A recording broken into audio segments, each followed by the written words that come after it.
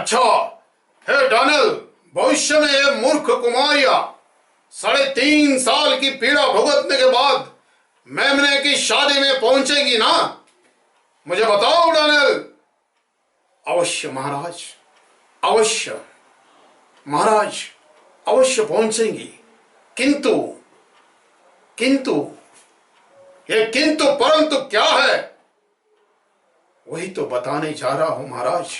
ये कुमारियां 3.5 साल के बाद मेमने की शादी में जरूर पहुंचेंगी, लेकिन दुल्हन होकर नहीं महाराज, दुल्हन की सहेलियां होकर पहुंचेंगी।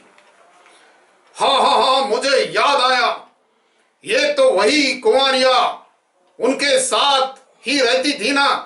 तो कोई बात नहीं, देर आए लेकिन तंदुरुस्त होकर आए। तो शादी में सहेलियों की जरूरत होंगी ही ना, उनके बिना शादी शादी कैसे होंगे? सहेलियां अवश्य होनी चाहिए। अच्छा मुझे बताओ, मेमने की शादी कौन करेगा? मेमने की शादी कौन लगाएगा? अर्थात महाराज, सर्वशक्तिमान परमेश्वर के सामने, उसके सिंहासन के सामने, लाखों दूतों के सामने अपने एकलौते बेटे की शादी, प्रिय पुत्र की शादी, शांति के राजकुमार की शादी, मेमने के विवाह उसके सामने किया जाएगा महाराज। बहुत ही अलौकिक, अद्भुत अद्भुत और दिव्य नजारा होगा। लेकिन मेमने की शादी लगाने के लिए 2 गवाही यानी 2 साक्षियों की जरूरत होगी ना। यानी साइनिंग अथॉरिटी यानी सिग्नेचर अथॉरिटी किसको दी जाएगी, या शादी में 2 गवाही कौन रहेंगे? वो 2 गवाही महाराज स्वर्ग से, स्वर्ग में पृथ्वी पर आएंगे। जो पृथ्वी से जीते जी उठाए गए थे, वे वापस धरती पर आएंगे और पहले 3.5 साल के पीड़ा काल में भविष्यवाणी करेंगे। सिर्फ भविष्यवाणी करेंगे या और कुछ? सिर्फ भविष्यवाणी नहीं करेंगे महाराज, बल्कि उस मूर्ख कुंवारियों का साहस बढ़ाएंगे, उनका साहस बढ़ाएंगे, उनको उस क्लेश काल में तसल्ली देंगे, धीरज और हिम्मत बढ़ाएंगे, उस अंधकार के काले संसार में ज्योति का संदेश देंगे। 3.5 साल तक, वो भी 3.5 साल तक इन 2 गवाहों के मुंह से आग निकलकर उनके बैरियों को भस्म कर देंगी। इनके मुंह से आग निकलकर उनके बैरियों को भस्म करने का अधिकार उनको दिया गया है। ये विशेष अधिकार उनको दिया जाएगा। वो बोलने से आकाश से मेह बरसेगा, और वो बोलने से आकाश से मेह नहीं बरसेगा।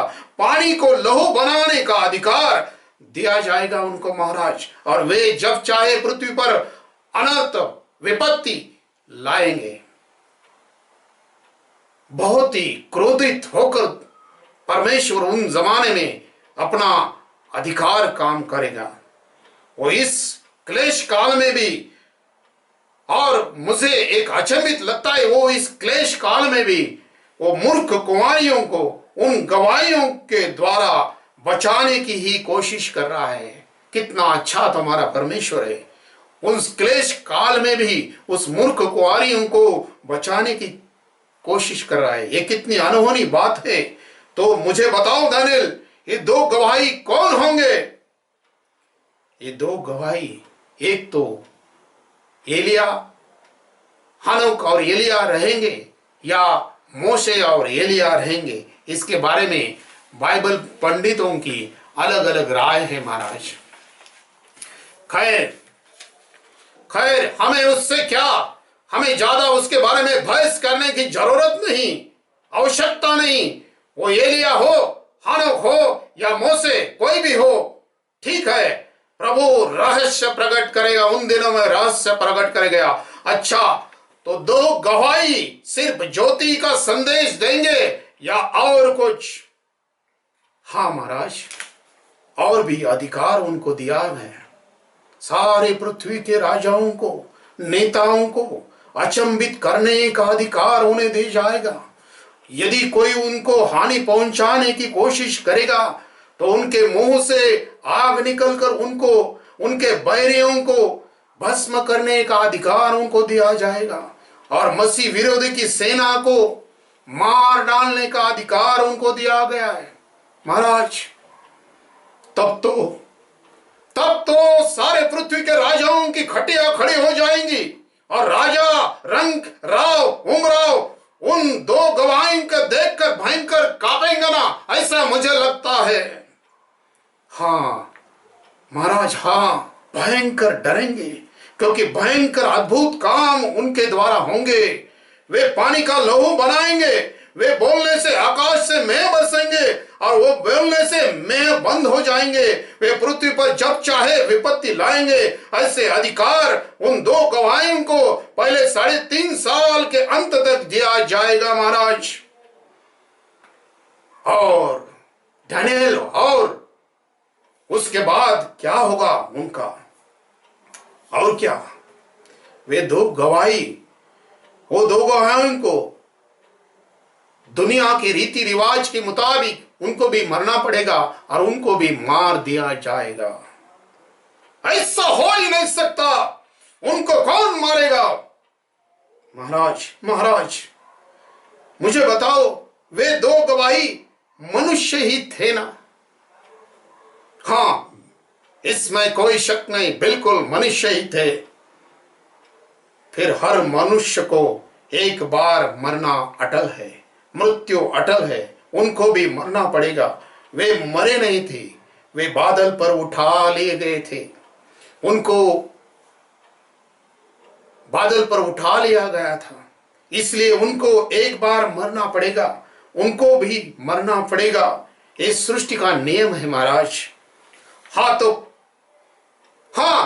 कौन मारेगा उनको?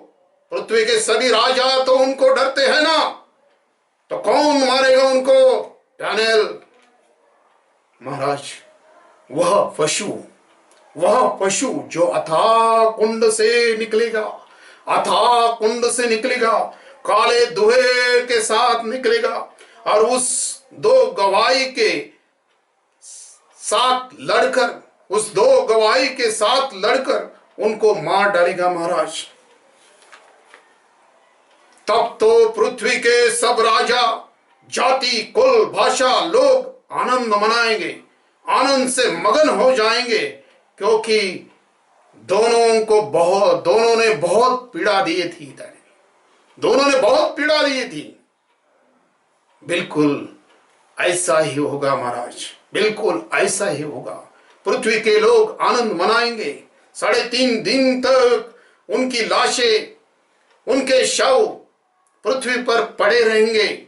वे देखते रहेंगे और वे उनके लाशों को कब्र में रखने नहीं देंगे, आनंद मनाएंगे, क्योंकि पृथ्वी पर रहने वाले लोगों को इन दोनों भविष्यद्वक्ताओं ने बहुत ही सताया था। इसलिए 3.5 दिन लाशें पृथ्वी पर पड़े रहेंगी, धरती पर पड़े रहेंगी। फिर उन लाशों का क्या होगा दानियेल? क्या ऐसे ही लाशें पड़े रहेंगी? नहीं तो महाराज, नहीं तो सब दुनिया वालों के सामने एक अद्भुत घटना होगी। परमेश्वर का जीवन का श्वास उनके अंदर आएगा और वे फिर अपने पांवों के बल खड़े हो जाएंगे। तभी देखने वाले के सामने एक भयंकर डर पैदा होगा और वे अपने पांवों का बल खड़ा होकर उनके सामने खड़े होने के बाद वो बहुत डरेंगे। बाप रे बाप, ये मुर्दे जी उठने का नजारा अपने आंखों के सामने देखने से उन सब की खटिया खड़ी हो जाएंगी। शायद वो मुंह के बल गिर पड़ेंगे, उनके दिमाग की बत्ती गुल हो जाएंगी, ऐसे मुझे लगता है। खैर जाने दो, जब वो दो गवाही अपने पांव के बल खड़े हो जाएंगे, उसके आगे उन दोनों का क्या होगा दानियेल? उसके आगे उनको दोनों का क्या होगा? तब महाराज स्वर्ग से एक बड़ा शब्द सुनाई देगा। तब स्वर्ग से एक बड़ा शब्द सुनाई देगा, यहाँ ऊपर आओ, यहाँ ऊपर आओ। यह आवाज सुनते ही अपने बैरियों के सामने बादलों पर सवार होकर स्वर्ग में जाते रहेंगे। धन्य है जो प्रभु में है। धन्य है तुम्हारा परमेश्वर। कितनी बड़ी प्लानिंग है तुम्हारे ईश्वर की। उन्होंने मेमने की शादी के लिए 2 गवाहियों को रखा, उनको बचाने के लिए। मैं ऐसे ईश्वर को झुककर प्रणाम करता हूं, झुककर दंडवत करना चाहता हूं। तो ऐसे मेमने की शादी कब होगी डैनियल, कब होगी? बस महाराज, थोड़ा सब्र करो महाराज। मेमने की शादी में और भी लोगों की आमंत्रित करना जरूरत है, और भी आमंत्रित करना जरूरत है। वो भी मेमने की शादी में सहभागी होना उचित है। जरूर होने दो, लेकिन शादी में देर हो रही है, देर होने जा रही है। क्या तुझे नहीं लगता? देर महाराज, देर मेमना जो यीशु नहीं कर रहा है, देर यीशु के अपने लोग इज़राइल लोग कर रहे हैं। इज़राइल लोग कर रहे हैं। अभी ये इज़राइल कौन है? वैसे ही शादी में देर हो रही है। अभी ये इज़राइल बीच में कहां से आ गए? थोड़ा सब्र करो महाराज, थोड़ा सब्र करो। अवश्य सब्र तो करना ही पड़ेगा। तब तक दानियल सारे पृथ्वी के लोगों को, धरती के लोगों को निमंत्रण भेजो। मेमने की शादी की तैयारी करने को कहो। ये शुभ समाचार फैला दो। सब्सक्राइब करो, लाइक करो, सभी लोगों को, रिश्तेदारों को, मित्रों को सुना दो। ये आपका कर्तव्य समझो और सुसमाचार की सेवा में सहयोग करो। आमीन।